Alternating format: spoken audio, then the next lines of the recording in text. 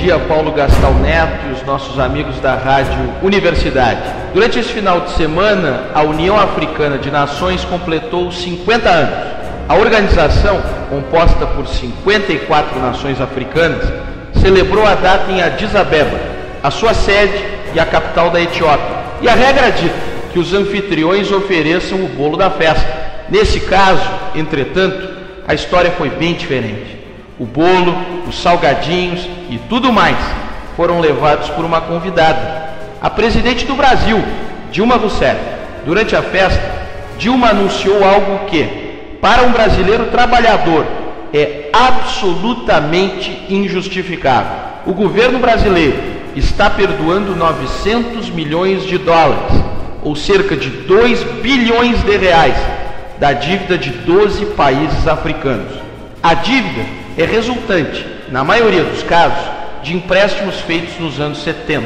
A medida absurda beneficia os seguintes países: Costa do Marfim, Gabão, República da Guiné, Guiné-Bissau, Mauritânia, República Democrática do Congo, República do Congo, São Tomé e Príncipe, Senegal, Sudão, Tanzânia e Zâmbia. Nosso ouvinte desavisado pode pensar: esses países não teriam como saldar as suas dívidas para com o Brasil.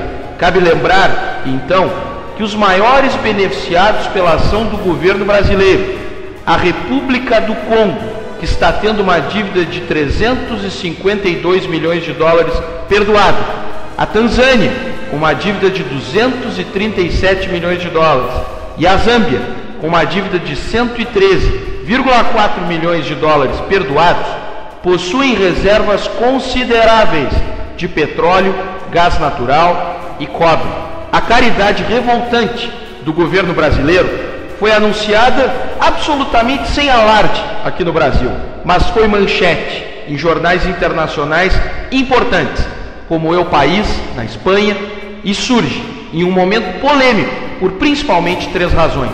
A primeira é porque no dia em que Dilma embarcou para a África com o seu pacote de bondades, o ministro da Fazenda, Guido Mantega, afirmou que o governo não negociará e muito menos perdoará a dívida dos estados brasileiros, os quais recebem muito menos verbas do que o necessário e que são, historicamente, submissos e dependentes do governo federal. A segunda é porque há uma estranha e preocupante coincidência. Em março desse ano, meus amigos, o ex-presidente Lula esteve em viagem à África. Lula ficou por 6 dias no continente e passou por 4 países, incluindo um que já teve metade de sua dívida perdoada por ele, Lula, em 2010, a Nigéria, a custo de mais de 160 milhões de reais para os cofres públicos. A viagem de Lula em março foi integralmente custeada por algumas das maiores empreiteiras do Brasil, com grandes interesses em construção civil na África. As empreiteiras incluem gigantes como a Andrade Gutierrez, a Odebrecht e a Queiroz Galvão.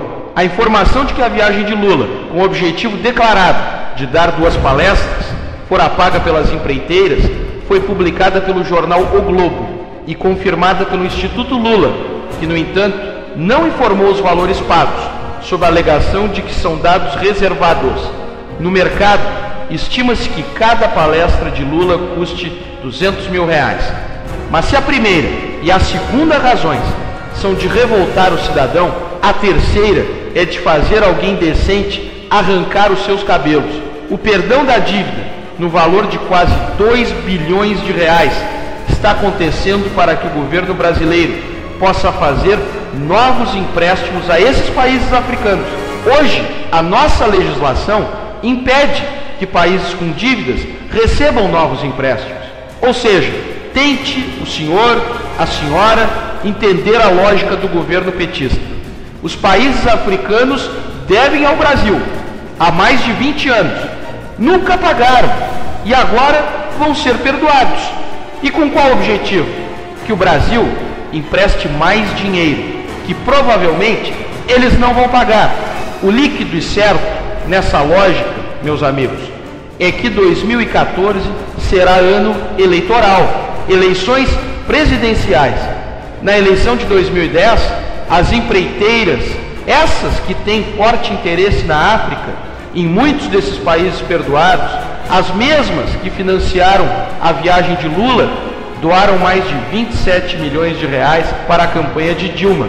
Naquele ano, de acordo com o jornal Estado de São Paulo, a campanha da presidente recebeu 15,7 milhões de reais da Andrade Gutierrez, 9,38 milhões de reais da Queiroz Galvão e 2,4 milhões de reais da Odebrecht. Enquanto isso, no Brasil, os estados e os municípios agonizam com poucos recursos para áreas cruciais, como educação, saúde e segurança pública. Sem ajuda, sem perdão, sem bolo, sem salgadinhos. Que pena, que pena, que nós não fazemos festinha em Addis Abeba. Um forte abraço, um bom dia a todos.